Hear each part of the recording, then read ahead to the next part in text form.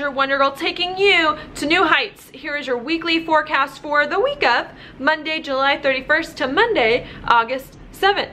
For you, Aquarius, where this is all going on here for you is actually going to be when it comes to your first house, where the moon is, okay? And it's going to oppose the sun in your 7th house of partners.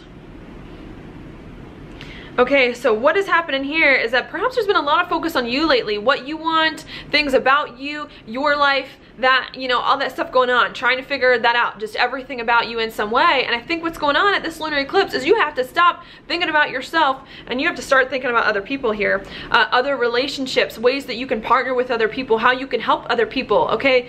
This is a house of commitments, all right? It includes marriage, it includes business partnerships, and it includes anyone else that you feel beholden to one-on-one in some kind of relationship, okay? Also involves relationships that, you know, usually you need a contract for in some way. So it's not just a marriage partner that this involves, but you got to stop thinking about yourself and you got to start thinking about how you can work with other people in some way.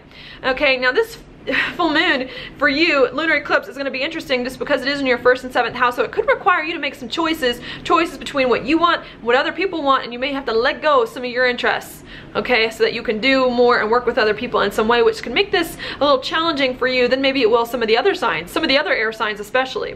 Okay, so that's what's happening there. I don't see this ending being totally bad, even though you may have to make some choices you don't want to make, just because it is in such a positive aspect to Jupiter, which is like one of the most benefic planets you can have. So even though you have some choices, some endings, I think it's so that you can really open up some new beginnings, do some new things that are better for you and more exciting. And that for you is going to have a lot to do with, ooh, doing something new with people.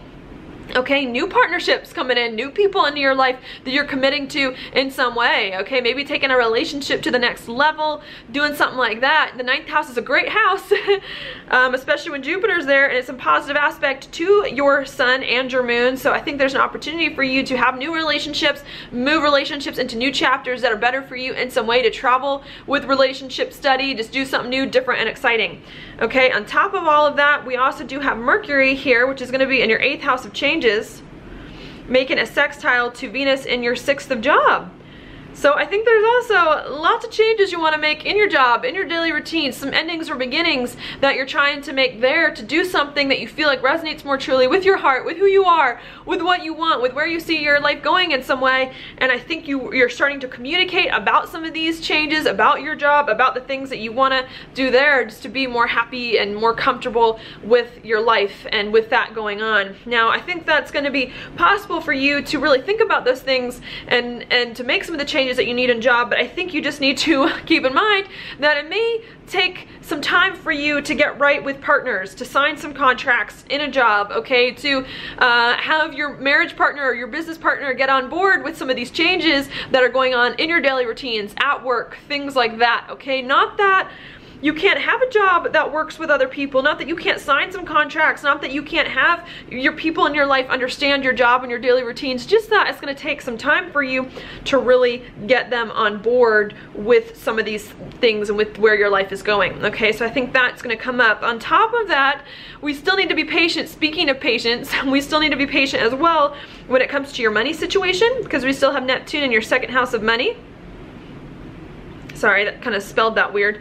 And in your 3rd house, where Uranus is, of communication and talk and people around town. So I think there's a lot of communication going on about money, about your gifts and talents and skills and the things that you have that you can offer the world in some way. And I think things aren't quite falling into place yet. You're feeling like these conversations about your money and your gifts and talents are taking a little bit longer than you want. You can't think about some of these things in the right way. Maybe that the people that you work with right now that you're familiar with don't get your gifts and talents, won't give you the money that you need in some way as well. So I think that could be a little frustrating, that you're also trying to work out and that you can work out, but will just take some more time. Okay, on top of that, we do have Uranus here in your 3rd house of communication going retrograde too, so I think you're less BS.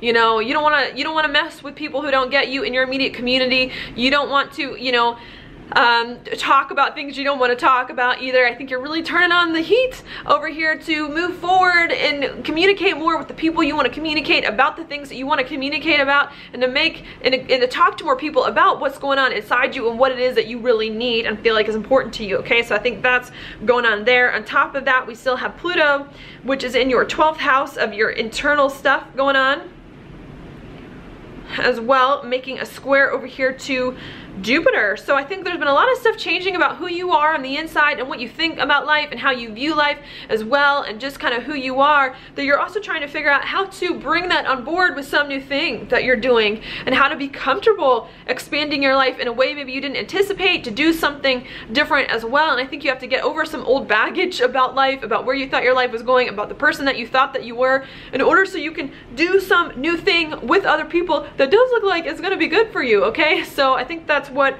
you've got going on for this week. Now your card for the week, ooh, is the King of Cups upright. This is a great card.